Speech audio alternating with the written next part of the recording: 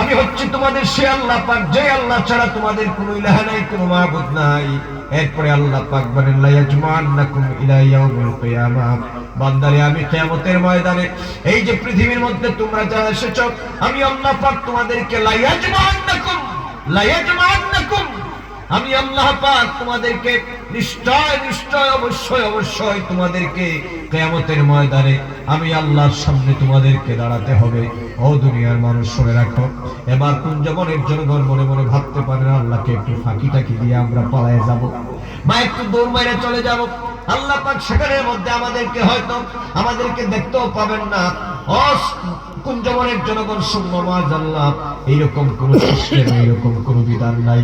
আল্লাহ পাক বলেন বান্দারে আমি বলেছি তোমাদেরকে একত্রিত করব বিচারের জন্য, আর তোমরা মনে মনে যদি চিন্তা করে এটা হতেও পারে নাও হতে পারে, এইরকম ধারণা যদি তোমাদের মনের মধ্যে থাকে, আল্লাহ পাক এই কথাটাকে আরো মজবুত করে দিয়ে বলেছেন আয়াতের শেষাংশে আল্লাহ পাক বলেন লা ইয়াজমা'ন্নাকুম ইলা ইয়াউমিল কিয়ামাতি লা রাইবা ফীহ, আমি আল্লাহ যে তোমাদেরকে কিয়ামতে একত্রিত করব এই দিবস সম্পর্কে লা রাইবা ফীহি, লা রাইবা ফীহি, দেয়ার ইজ নো ডাউট, এখানে কোনো ডাউট নাই, সন্দেহের কোনো অবকাশ নাই, সন্দেহের বিন্দুমাত্র কোনো সুযোগ নাই।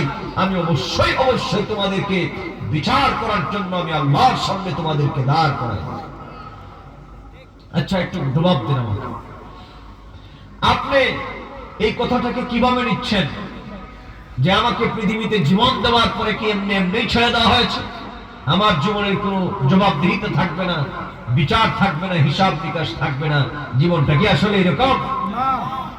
যুবক একটা কথা শুনে যাও ভালো করে, শয়তানের ঢুকায় পরে কুমন্ত্রণায় পরে ভালো কাজ করতে তোমার মন যদি চায় না, যুবককে শুনে যাও, তোমাদেরকে আমি দরদ মাখা দিল নিয়ে তোমাদেরকে কথাগুলা বলে যাই। যুবক শুনে যাও, বয়স তোমার 25-30 হয়ে গেছে, পৃথিবীতে মনে করে তোমার অর্ধেক সময় তোমার চলে গেছে। এই দুনিয়াতে রাত কোথায় কাটাও, দিন কোথায় কাটাও, এই দুনিয়াতে তুমি কোথায় কি করো না করো, মনে রাখবা প্রত্যেকটা দিবসের হিসাব, প্রত্যেকটা রজনীর হিসাব আল্লাহর দরবারে দেওয়া লাগবে। আর এই কথা তুমি কেমন ভাবে বলে যাও? কোরআনের ভিন্ন ভিন্ন আয়াতে তো আল্লাহ পাক আমাদেরকে সাবধান সতর্কতা বাণী উচ্চারণ করে বলেছেন, বান্দা শুনে রাখ। আল্লাহ পাক বলেন إذ يتلقى المتلقيان عن اليمين وعن الشمال قعيد ما يلفظ من قول إلا لديه رقيب عتيد। বান্দারে তোমরা এই কথা কিভাবে বলে যাও? আমি আল্লাহ পাক তোমাদের দুই কাঁধের মধ্যে দুইজন ডায়েরি লেখক, তোমার জীবনের আমলনামা লেখার জন্য দুইজন ফেরেশতা আমি আল্লাহ পাক নিযুক্ত করে দিয়েছি। বান্দা প্রত্যেকটা সময় তোমার জীবনের কর্মগুলো তারা লিপিবদ্ধ করতেছে।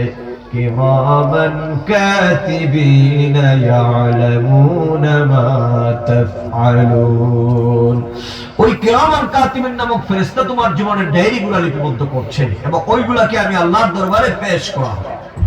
এখানে আপনাদেরকে একটা উদাহরণ দেই। সে ফর এক্সাম্পল, মনে করেন আপনি কুঞ্জবনের একজন ব্যক্তি, আপনার পিছনে শ্রীমঙ্গল থানার ওসি সাহেব আপনার পিছনে দুইজন ডিবি পুলিশ লাগাই দিয়েছে। কথা কি বুঝেন আমার ভাই? কথা বুঝতেছেন আমার?